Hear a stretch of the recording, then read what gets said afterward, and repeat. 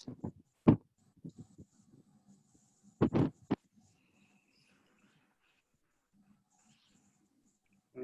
aparece acá. Listo. Y bueno, hago ahí la cuña para Rafo y Azotrex, que gracias a ellos pues estamos haciendo las reuniones de todos nosotros y todos los ateneos virtuales por Zoom. Hablar un poco de la parte de las fracturas y de todas las fracturas extraarticulares de las falanges y de los metacarpianos, para hacer una breve reseña al respecto de la parte anatómica, no extenderme demasiado con eso, hablar de la importancia que tiene las estructuras óseas como tal, tienen unas características específicas, tanto las falanges como los metacarpianos. Las falanges bastante móviles. Ahora cuando hable un poco sobre la parte biomecánica, eso lo vamos a explorar un poco a fondo. Las estructuras vasculares y nerviosas importantes en toda la parte de la exploración anatómica. No me voy a extender demasiado con eso. Respecto de las características, traté como de hacer una especie de compilación del dorso y de la parte volar, de la cara volar de las falanges y los metacarpianos, para hablar un poco de la parte anatómica, que es un cuerpo que es ligeramente curvo, hablando propiamente de los metacarpianos, en sentido longitudinal, es prismático, tiene 3 caras, 3 bordes a su vez, tiene 3 carillas articulares y 2 que no son articulares. Hablando de la cara volar, de acá del anterior, de las estructuras musculares, en este caso los músculos interóseos, que hacen parte importante de la estabilidad y de la función de los metacarpianos y de las falanges, y de los músculos lumbricales en la cara volar de la mano. Las inserciones, pues ahí más o menos rápido, no quiero hablar tampoco mucho sobre el primer metacarpiano, que digamos es un capítulo aparte porque hay muchas fracturas del primer metacarpiano que están descritas y que son artículos completos solamente dedicados para eso, que son las fracturas de Rolando, la fractura de Bennett, al igual que del quinto, también tiene como sus particularidades, pero en líneas generales el comportamiento o el tratamiento es muy similar tanto para las falanges como para los metacarpianos, hablando solamente de las fracturas extraarticulares. Para el primero de las inserciones importantes para tener, el abductor largo del pulgar, el extensor corto del pulgar, los interóseos dorsales, el interóseo dorsal, perdón. Para el segundo, el primer radial externo, el palmar mayor y el aductor del pulgar, sin hablar de los interóseos. Del tercero, el segundo radial, del cuarto, el segundo interóseo palmar, y del quinto, el cubital posterior. Hablando un poco de la parte biomecánica, importante de todo esto, de la extensión y de la flexión, que son como los dos grandes movimientos que cumplen los metacarpianos y las falanges en la mano. Son músculos extrínsecos los que permiten en gran medida ese tipo de movimientos. La capacidad y la facultad de prensión que tiene la mano, la extensión que es menor conforme van pasando desde el primero hacia el quinto, la relevancia digital respecto de las zonas que están descritas. Normalmente si se abre la mano y describen la zona 1 como la zona que tiene la parte de la oposición o la capacidad de oposición que tiene el pulgar con el resto de los dígitos. De la zona 2, la parte de hacer la pinza bidigital o la tridigital, que ya corresponden al segundo y al tercero, y la parte de la zona 3, que es el agarre ya de fuerza, que le pertenecen al cuarto y al quinto dígito, incluyendo también el metacarpiano, que está descrito también 2 arcos transversal, articulaciones metacarpofalágica y longitudinal del tercer radio, y que digamos que la parte de los que están más fijos, que en este caso serían el segundo y tercer metacarpiano, no toleran tanto las deformidades y por eso se requiere de una mayor reducción anatómica, digamos que no tolera tanto en algunos casos las deformidades o son más evidentes. Para seguir con lo de la parte biomecánica, están descritos en varios libros las características que tiene la mano. Una es la proyección que tiene cuando la mano está completamente abierta, que tiene una confluencia hacia la parte de la eminencia tenar, pero no así cuando están todos juntos, que la línea en donde confluyen está por fuera de la mano. Y el cierre de los dedos, que es supremamente importante cuando se hace la prensa, cuando se hace la flexión de la interfalágica distal y la flexión de los metacarpianos, que es importante a la hora de evaluar cuando se hace el examen físico, y que tienen característica importante que cuando se flexionan tienden a confluir hacia donde está la parte del pulso radial.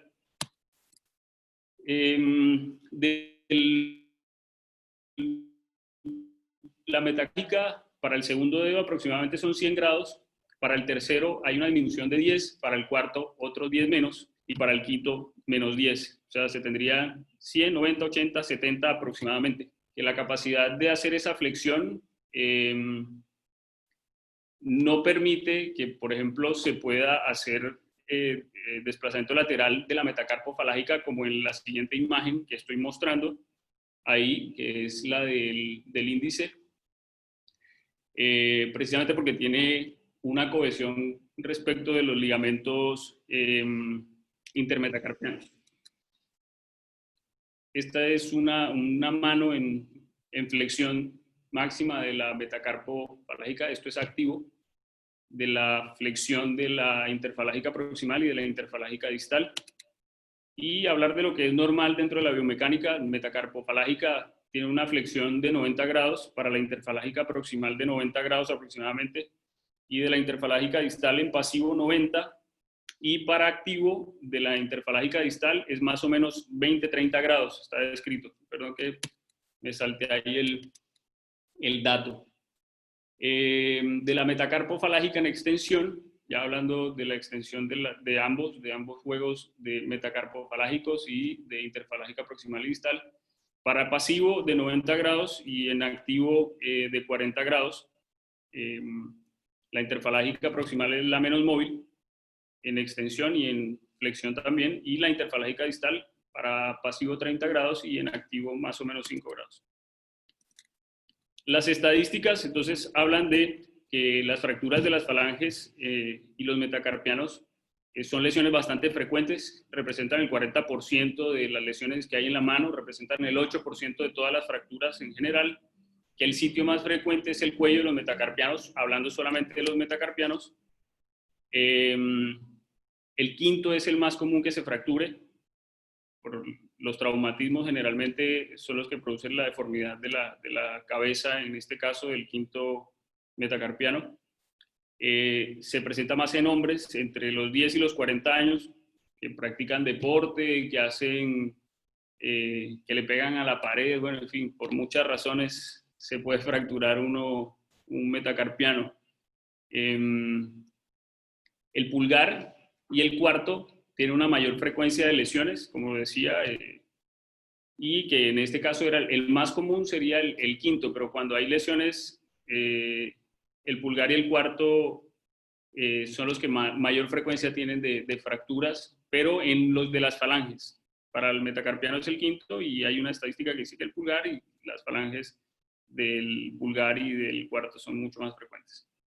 El 85% son quirúrgicas, entonces es una patología bastante frecuente verla en cirugía.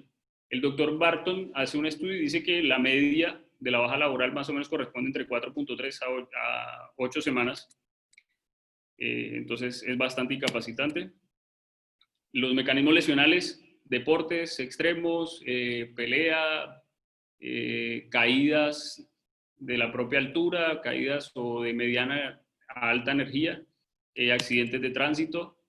Lo otro son el uso de herramientas industriales y los deportes de contacto. Para el examen físico, importante la parte de la inspección vascular, neurológico que esté competente, que esté la parte motor sensitiva competente, no así cuando existe una deformidad. En este caso, digamos, no es tan fácil valorar ese tipo de cosas, pues claramente por el dolor, por la impotencia funcional y las características que tiene o los signos clínicos que presenta el paciente. Ver si tiene lesiones tendinosas asociadas o si es una fractura abierta o cerrada, que ya cambian, digamos, como el panorama. Pero hablando específicamente de lo que se puede ver, de lo que podemos lograr ver nosotros acá, muy importante la parte clínica y esas características de los signos clínicos en el examen físico. De las imágenes, importantísimo tener por lo menos 3 proyecciones, una P, una lateral y una oblicua de mano, hablando de los metacarpianos, porque no es fácil verlos a simple vista con solamente 2 proyecciones, como muchas veces nos llegan, por ejemplo, de otros lugares cuando los traen derivados. Y entender que eso es importantísimo, por lo menos las 3, AP, lateral y oblicuo.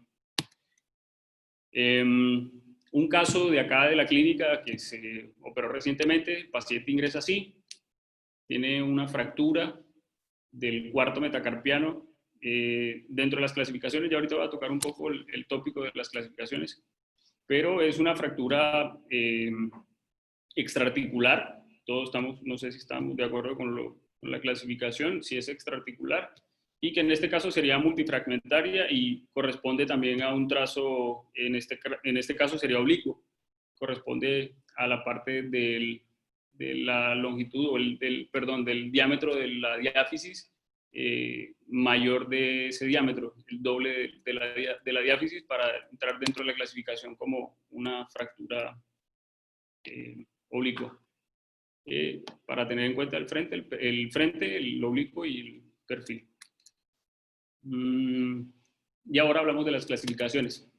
La O las tiene o las clasifica según la localización del cuello, de la diáfisis y de la base para los metacarpianos. Si son intraarticulares o subcapitales de la diáfisis, si son transversos, oblicuos o multifragmentarios, y lo que explicaba al respecto de la longitud, que debe ser más o menos el doble de A para entrar dentro de la clasificación como oblicuo.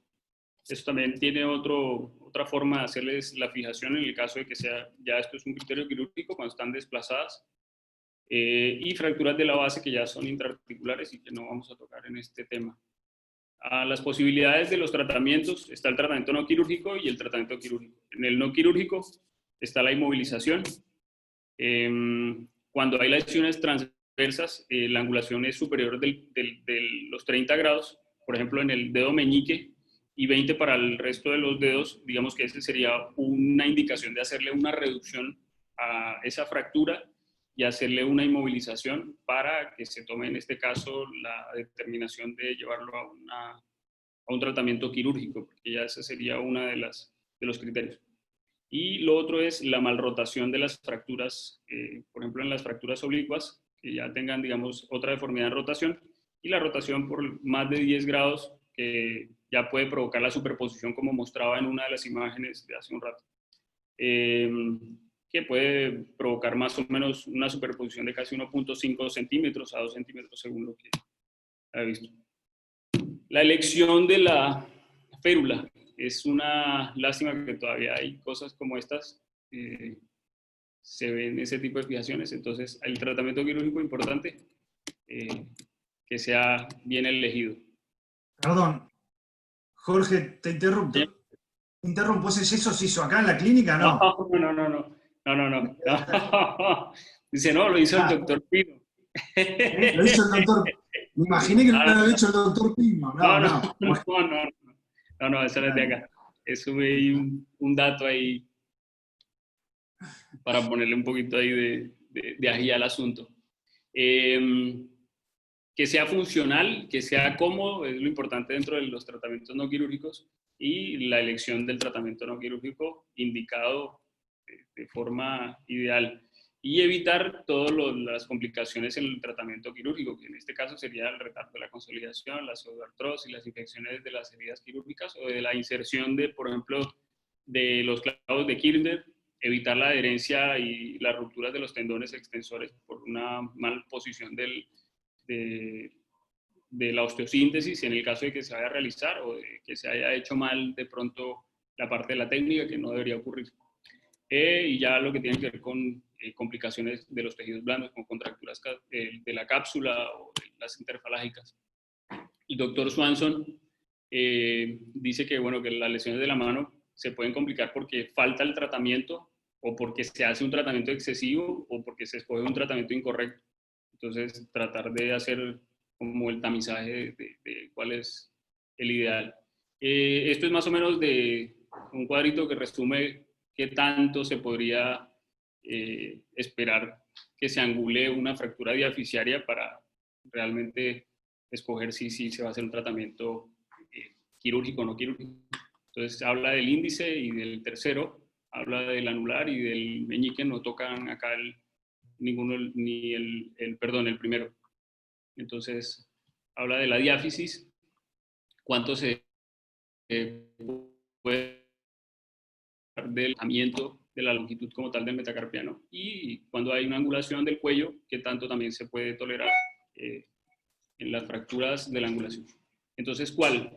Hay un montón de artículos que hablan sobre qué es mejor en los tratamientos quirúrgicos, entonces están descritos. Una pregunta para el doctor Juan Martín. Profe, en su experiencia, ¿qué tan frecuente es la pseudoartrosis de esas fracturas en los metacarpianos? Estamos hablando de la diáfisis. Sí. Sí. En realidad, si estamos hablando de la diáfisis, te diría sí, que dependiendo un poco del grado, no es algo que veamos tan frecuentemente. Te diría que sí, en casos de lesiones, fracturas expuestas, eso es más común que veamos que retardos de consolidación y pseudoartrosis, pero en fracturas cerradas, dependiendo un poco del grado de desplazamiento en general, si tiene una indicación quirúrgica, si tiene una indicación no quirúrgica en general, que vayan a una pseudoartrosis es muy raro cuando uno hace una buena inmovilización y respeta los tipos de inmovilización. Ahora, cuando indicamos un tratamiento quirúrgico, ahí ya depende un poco más, ¿no? Tratamiento quirúrgico, bueno, depende un poco del tipo de fractura.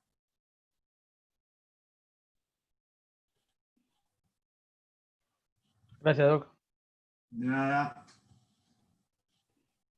Muy bien. Para seguir, sobre la elección del método o la técnica para hacer la fijación en una fractura que ya tiene todas las características. Ya sabemos que es quirúrgica, que tiene criterios para que sea quirúrgica, entonces, ¿cuál de todas las técnicas realizar? Entonces, si es costo efectiva, si va mejor con el paciente, si tiene lesiones asociadas, ¿cuál iría mejor?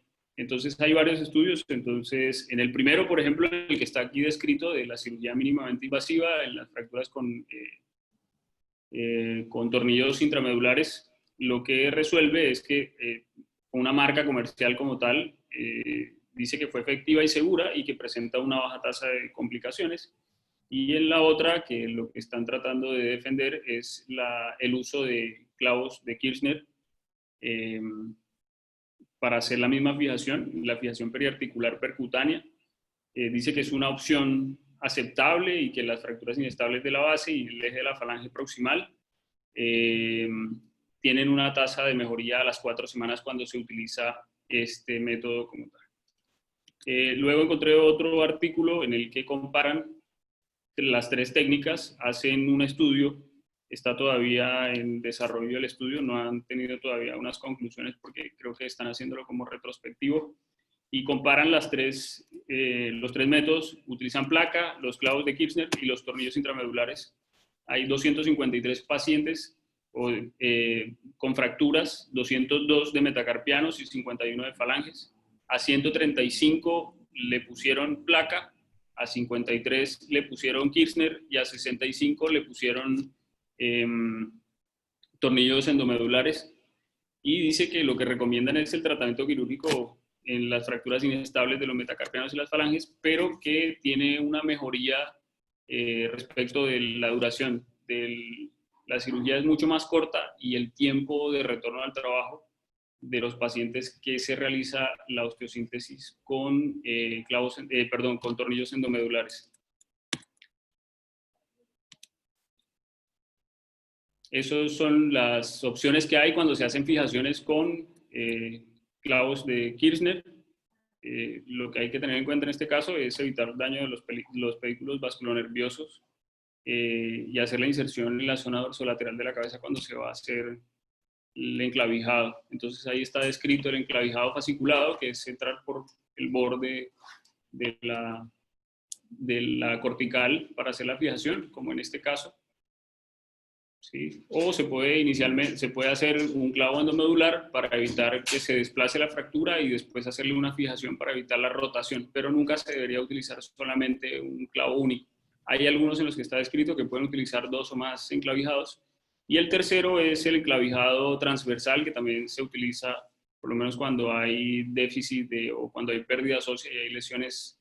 Entonces se puede utilizar como una especie de tutor externo el hecho de que esté lateral el metacarpiano y que está indemne, se puede utilizar los clavos de Kirchner. El mismo caso que les había presentado hace un rato, cuando puse de ejemplo lo de las proyecciones de la radiografía. En este caso, este paciente se le pidió una TAC porque no se veía muy bien si tenía o no lesiones asociadas de la carpo metacarpiana. No es tan frecuente, pero sí se pueden asociar las lesiones o luxaciones y había dudas sobre el tiempo de evolución de esa fractura de este paciente. No era claro si era completamente agudo o si tenía algo de cronicidad la fractura. Entonces se solicitó un apoyo diagnóstico, en este caso la tomografía. No ¿El caso lo conocen todos? ¿Cómo? ¿El caso lo conocen todos? Creo que sí, creo que todos lo vieron al señor. No. ¿No? ¿Querés que hagamos la votación a ver qué le pone cada uno? Bueno, está bien. ¿Qué opciones Sí. le pondría, profe Juan Martín? ¿Qué opciones daría usted? No, yo lo conozco al caso, Julio. Sí, pero usted, ¿qué opciones nos daría? Como para que nosotros eligiéramos a ver qué podría... Lo operamos con el doctor Campos, me parece, con John. Lo primero, como dijo Jorge, lo que teníamos alguna duda acá, como el paciente era de medicina laboral, de RT, el tiempo de evolución, porque esa compresión axial, ese acortamiento que tiene el metacarpiano, que se ve ahí en la radiografía y en la reconstrucción 3D, en alguna incidencia, sobre todo en el perfil, nos daba alguna duda si no había como algo de callo, veíamos como una imagen que no nos dejaba del todo claro ahí en esa, ¿ves? No lo teníamos del todo claro, sobre todo porque yo el paciente mío, yo lo heredé después, pero clínicamente no lo había evaluado. Si tenía equimosis, no tenía equimosis, si tenía signos agudos de fractura. Entonces creo que por eso se le pidió la tomografía. Y bueno, y finalmente le indicamos la cirugía. Lo que yo me parece que marca un poco la indicación quirúrgica acá es que es una fractura, como dijo Jorge, multifragmentaria, tiene varios fragmentos, es de la diáfisis, pero me parece que la característica más importante es el acortamiento que tiene. Creo que tiene un acortamiento bastante significativo. Así que un poco me parece que por eso se hizo la indicación quirúrgica. Al respecto de eso, Doc, si por ejemplo, si no tuviera, no sé, el acortamiento, y ya tuviera los rasgos de cronicidad, ya tiene signos de consolidación, ¿se deja esa fractura así? Y lo más importante es la rotación, evaluar clínicamente si tiene una mal rotación o no. Como mostraste vos, si se superponen, cuando uno le indica al paciente que realice cierre de puño, si se superponen ¿cómo es? Si se superpone si se superpone el dedo. Eso es clave. Yo te diría que dentro de los criterios quirúrgicos que vos mostraste, el grado de angulación dorsal es muy importante. Como bien dijiste, de 10 grados el índice, 20, 30 y 40, más o menos esa es la progresión, como vos mostraste, del segundo al quinto, siempre hablando de angulación dorsal, que es lo más frecuente. Acortamiento se tolera un poco más, por ahí hasta 10 milímetros, algunos dicen 5, 6, eso es más difícil de cuantificar. Pero te diría que lo clave es la rotación. Cuando vos tenés estas fracturas, es muy importante al paciente sacarle, vos lo ves como paciente tuyo, ¿no? Que llega a tu consultorio, es clave sacarle las inmovilizaciones, lo que tenga, y chequear vos mismo la rotación. Aunque le duela un poco, decirle al paciente, bueno, a ver, cerrar los dedos y ver que todos converjan, que todos apunten al escafoides. Eso es como clave. Eso no se tolera. La mal rotación es muy mal tolerada. Así que yo diría que el aspecto más importante es ese. Eso es como clave. Entonces, dependiendo del tiempo de evolución, para volver a tu pregunta, si esto hubiese sido un paciente en donde veíamos consolidación parcial de la fractura, algo de callo tenía, y le decíamos que cierra el puño, y no tenía superposición de los dedos, no tenía mal rotación, y era para seguir con tratamiento, más allá del acortamiento, para seguir con el tratamiento ortopédico, con el tratamiento con yeso. Bien. Acá hicimos la votación. ¿Finalizar?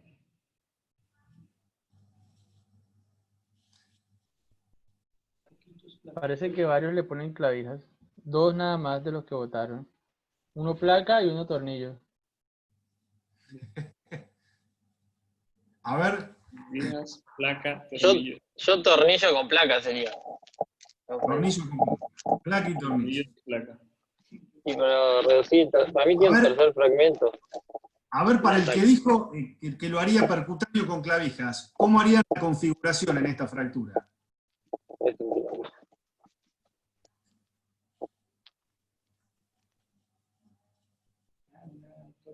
Vamos, no sean cobardes. ¿Quién dijo clavijas? Yo dije Somos- clavijas, Doc. Fueron Somos- fueron dos los que dijeron clavijas. Somos pocos. Mandalos al frente, Julio. Yo voy al frente, Doc. Recuperaría la altura, la rotación, como usted dijo, 2 clavijas del quinto al cuarto y una abajo para mantener la longitud principalmente, y lo Al doctor dejaría. le No sé si gusta la central. pueda ser una opción, ¿no? Bien, es una opción. Está bien el También planteo. podría Ahora, placa, no estoy diciendo que no, pero vos te inclinarías más por las clavijas, Luis. Ahora, ¿a vos te parece que cuando le des longitud al metacarpiano, cómo te va a quedar la zona central? ¿La ves bien? no, es conminuta, la zona central está Claro, a mí me conminuta. parece que la dificultad más grande de esto, porque mal rotado no estaba. Entonces, como vos decís, le das longitud, pero me parece que te queda una zona de conminución y un gap ahí en el medio que va a ser difícil. El tiempo lo dirá, que Suárez. Siempre lo digo. Suárez. Sin embargo, ¿Lo podés eliminar al doctor Suárez, por favor? Sí se puede, pero ya viene participando mucho, ya se parte de la familia. Está bien, ya lo queremos así. cuando hay defectos óseos y a veces no hay cobertura algo, uno deja las 2 clavijas y generalmente se pueden formar esos puentes óseos, ¿no? No sé, o sea, es una opción, ¿no? Lo veo como Sí, una opción. es una opción. Nosotros lo veíamos más difícil acá. A mí me gusta, te digo, te soy sincero, a mí en general cuando puedo indicar clavijas, tutorizando así con el cuarto, con el quinto, esas cosas, me gusta más, ¿eh? Yo lo prefiero en realidad. Pero en esta me parece que teníamos muchos fragmentos que era más difícil poder armarlas solamente con clavijas. Bien. Era tornillo con placa. Al final se decidió una placa. Se pusieron también 2 tornillos que hacen algo de compresión interfragmentaria. Para el fragmento ese que tenía como en alas de mariposa, no se veía como tan claro, pero sí había ahí como un trazo similar de alas de mariposa. Y la placa que le da la neutralización a la fractura. Y ese es el resultado del frente, visto en el perfil y en el oblicuo.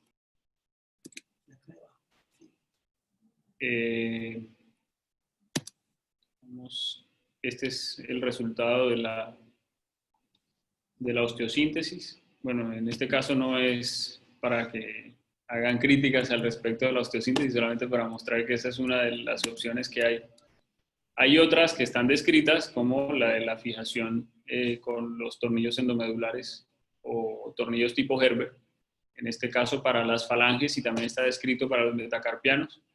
El abordaje es un abordaje que es mínimamente invasivo respecto de las placas y pues tiene también mejor recuperación a la parte de la rehabilitación, porque el movimiento va a ser más precoz en el caso del uso de ese tipo de osteosíntesis.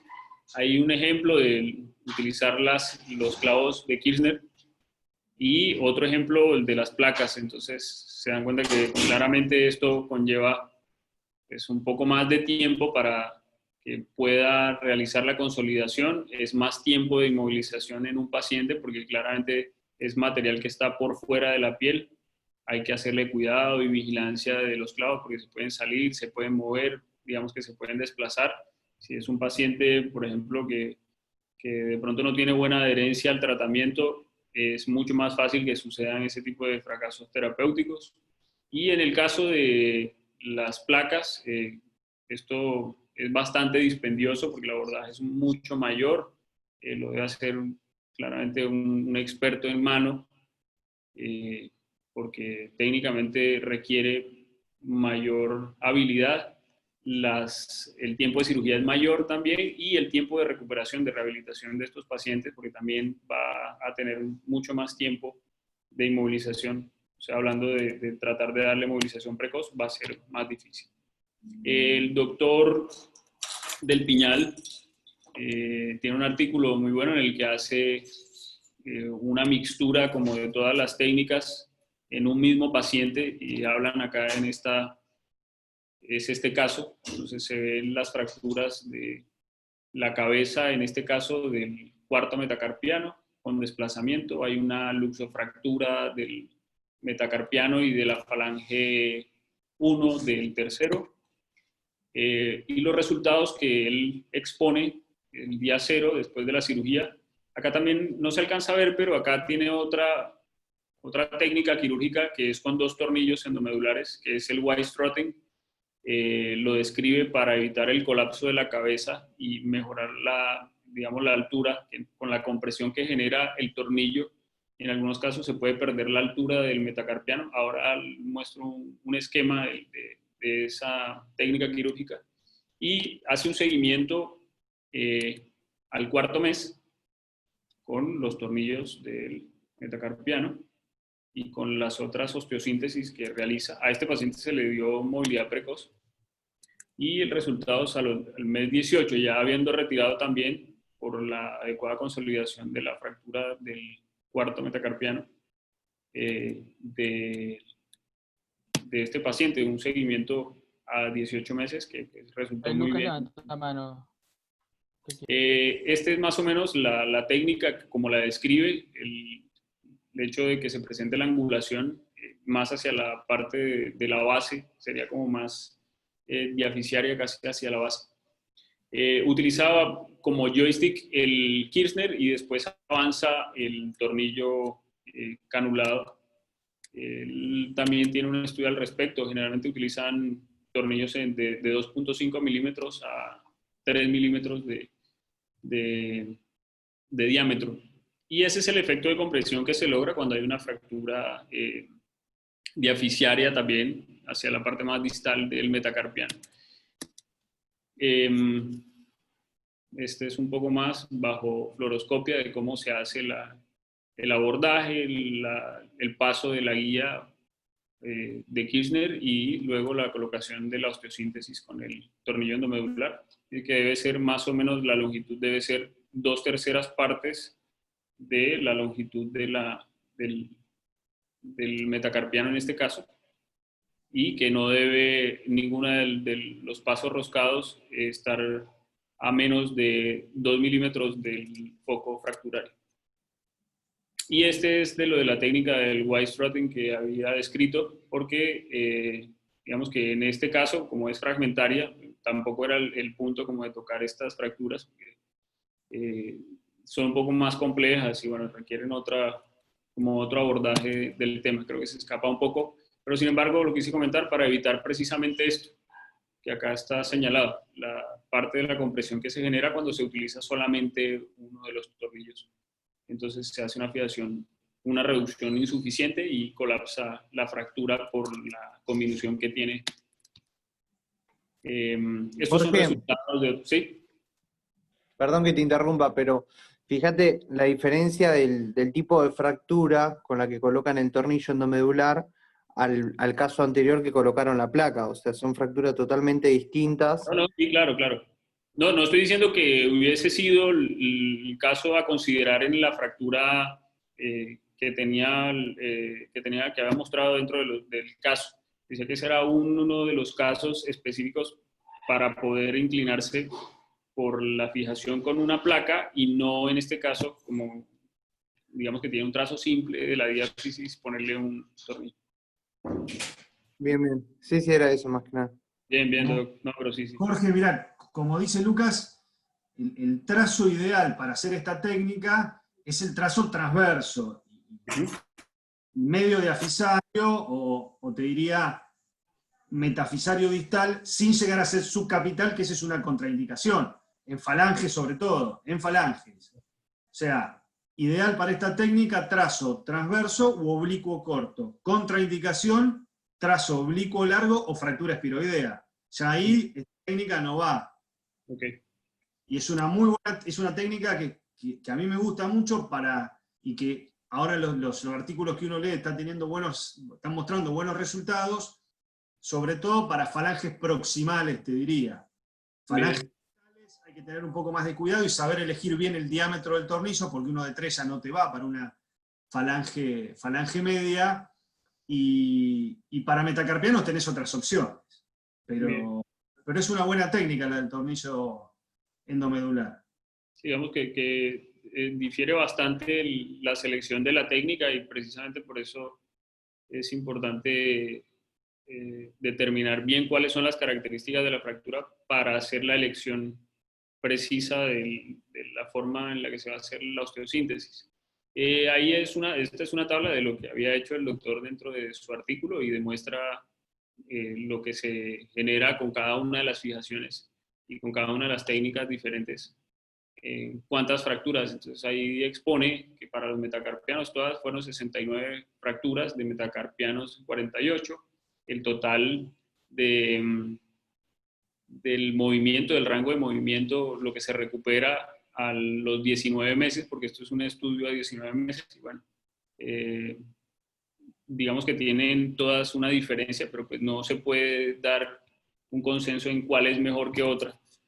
Es bastante dinámico el asunto. Esa es toda la presentación, eso era simplemente lo que les quería exponer, y bueno, y que no hagan yesos como el que hicieron ahí. Muchas gracias. Bien.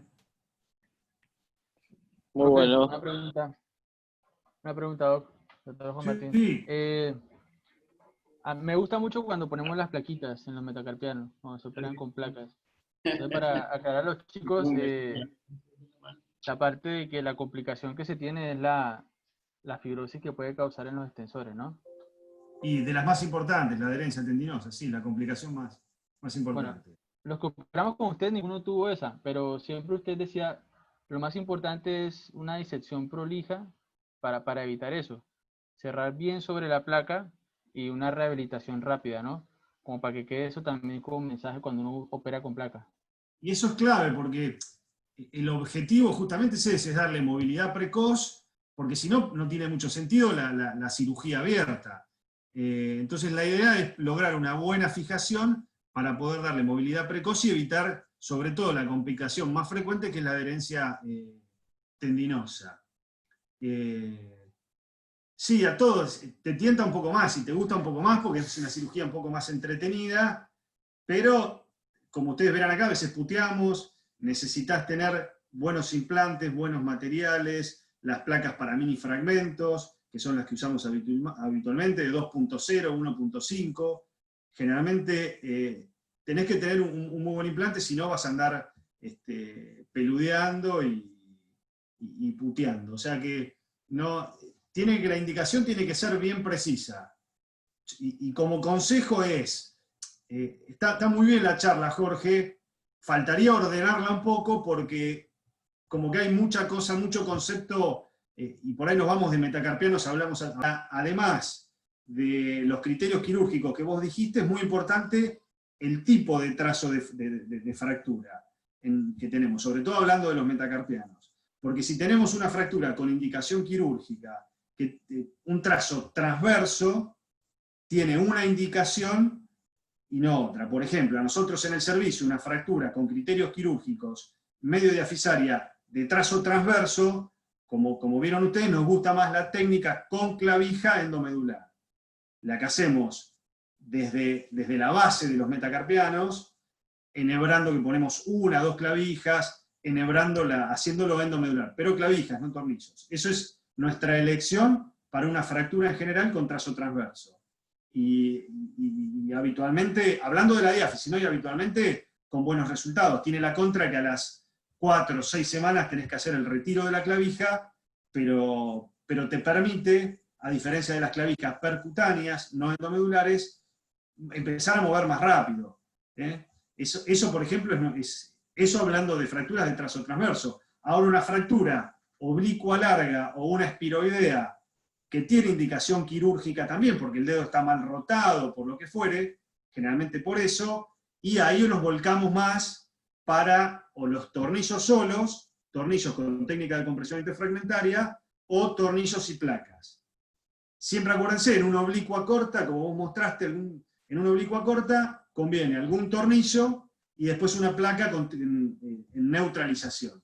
Si tenés fracturas oblicuas largas, ahí en general te va mejor los tornillos con técnica de compresión interfragmentaria, tornillos solos van bien, siempre teniendo en cuenta la regla que habitualmente les decimos nosotros, de ver la longitud total del trazo, siempre, y basándose en eso, la cantidad de tornillos que vos vas a ir poniendo. Eso es los distintos trucos quirúrgicos que uno tiene que saber para cuando indica placa y tornillos. Pero bueno, es muy importante eso. Diferenciar bien, la fractura es de la diáfisis, es una fractura de la base o es de la cabeza.